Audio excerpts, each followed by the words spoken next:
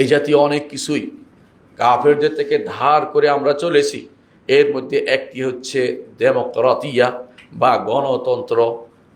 গণতন্ত্র, ডেমোক্রেসি, যেটাকে আপনারা নাম দিয়েছেন ডেমোক্রেসি বলে এটাকে।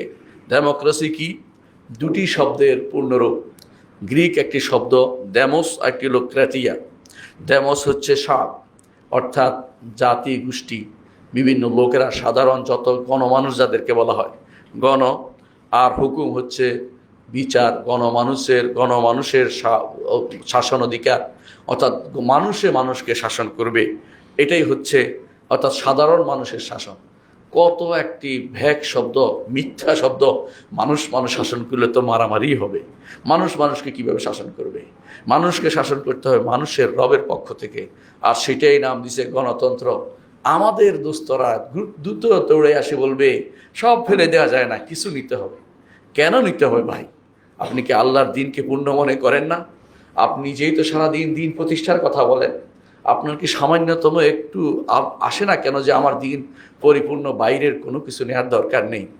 বাইরের কোনো কিছু নিতে হলে আল্লাহর শরীয়তের আলোকে নিতে হবে। শরিয়া বিরোধী হয়নি পরীক্ষা করে নিতে হবে। তাই বলে আরেকটা নীতিকে এনে এখান থেকে বাছাই করে আমার শরীয়তের সাথে মিল হয় কি হয় না দেখা, এটা জায়েজ নাই। আপনি যদি মনে করেন একটা নীতি করবেন এমন যেটা কোরআনের সাথে অ্যাডজাস্ট হয় কিনা দেখে, মাসালেহ মুরসালা, ইসলামে যে সমস্ত 3টি নীতি দিয়েছে ইসলাম, যে জন্য সরিয়ে এসেছে: স্বার্থ আহরণ, অস্বার্থ দূরীকরণ, উত্তম চরিত্র বিকাশ সাধন। এই 3টি হচ্ছে ইসলামী শরীয়তের উদ্দেশ্য। আপনি ইসলামী শরীয়ত বাস্তবায়ন করতে গিয়ে কোথাও যদি কোনো স্বার্থ আহরণ, অস্বার্থ দূরীকরণ, উত্তম চরিত্রের বিকাশ সাধন, এই 3টি জিনিসকে যদি আপনি সমন্বয় করার জন্য আপনি কিছু নেন, এটা শরীয়ত অনুমোদন করে, এটাতে নো করে না। কিন্তু আপনি যদি কোনো বাইরের কোনো থিওরি নিয়ে এসে, বাইরের কোনো থিম নিয়ে এসে, ওদের কোনো দর্শন নিয়ে এসে ইসলাম চালিয়ে দিয়ে বলেন যে এখন ইসলামাইজেশন করেন এটারে, ওদেরটারে আমি ইসলামাইজেশন করব না করে, এখন ইসলাম তো সাইজেশন করবেন আপনি, ইসলামকে তো আপনি সাইজ করে ফেলবেন এটা দিয়ে। ইসলাম এই জাতীয় কাজকে হারাম ঘোষণা করে। কোনো কিছু এর সমতলে আসতে পারে না। আফানা জাআলুল মুসলিমিন কাল মুজরিমিন মা লাকুম কাইফা তাহকুমুন। কিভাবে বিচার করো? এটা ইসলাম আল্লাহর দিন মেনে চলাকে ইবাদত মনে করে।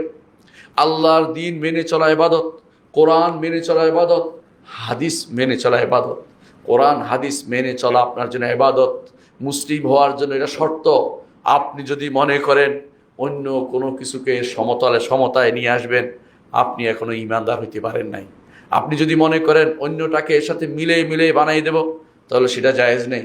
আপনি দেখবেন আপনার শরীয়তে কি আছে, তারপর সেটাকে শরীয়তের বিধির আলোকে যতটুকু দরকার ততটুকু আপনি বিধান দিবেন।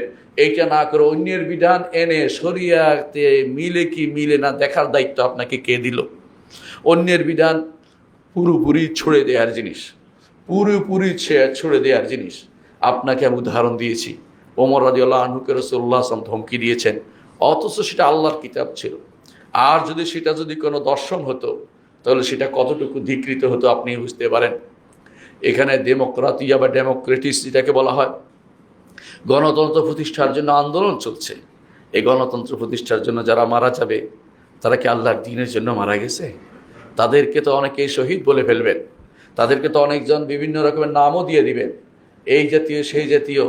তাদের নামে আপনি হয়তো গায়ের জোরে দুনিয়াতে কোনো একটা রাস্তার নামকরণই করলেন, আল্লাহর কাছে তাদের কোনো মূল্য নেই।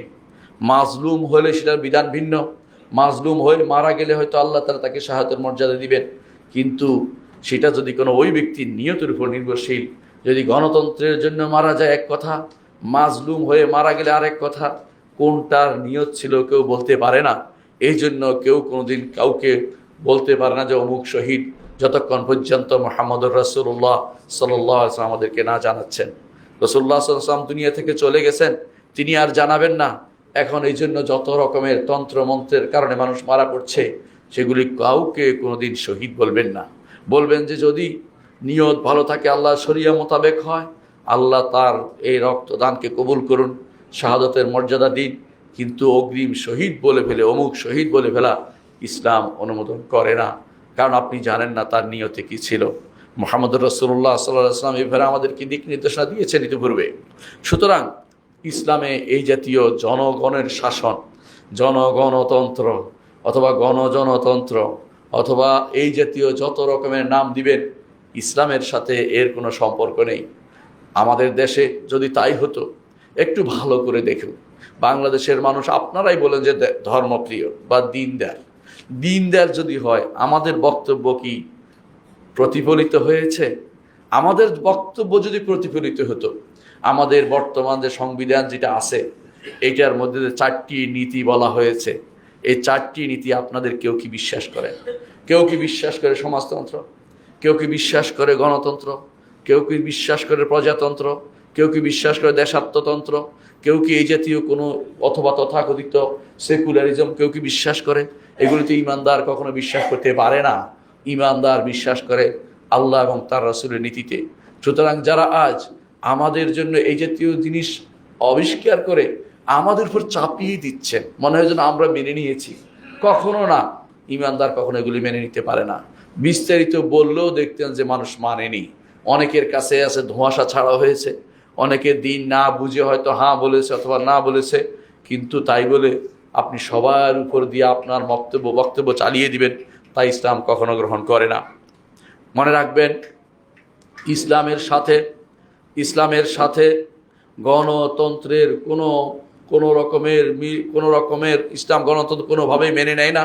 আপনি হয়তো বলতে পারেন যে গণতন্ত্রের মধ্যে এইটা আছে ওইটা আছে, ভালো কোনো দিক খুঁজে বের করবেন আপনি।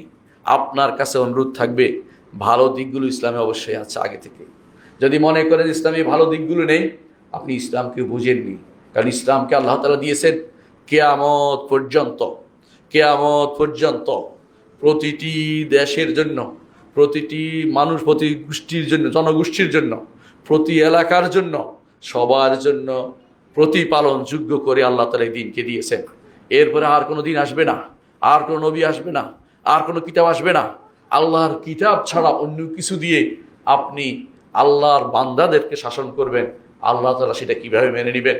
আপনি যদি মনে করেন যে কিছু জিনিস ওখানে পাওয়া যায়, অনেকে বলে গণতন্ত্রের মধ্যে ভালো দিক আছে, আমরা বলবো ভালো দিকগুলো ইসলামও আছে। আপনি গণতন্ত্রের মধ্যে থেকে খুঁজে নেবেন না, কুফরিদের কাফেরদের মত থেকে কিছু নেওয়ার দরকার নেই।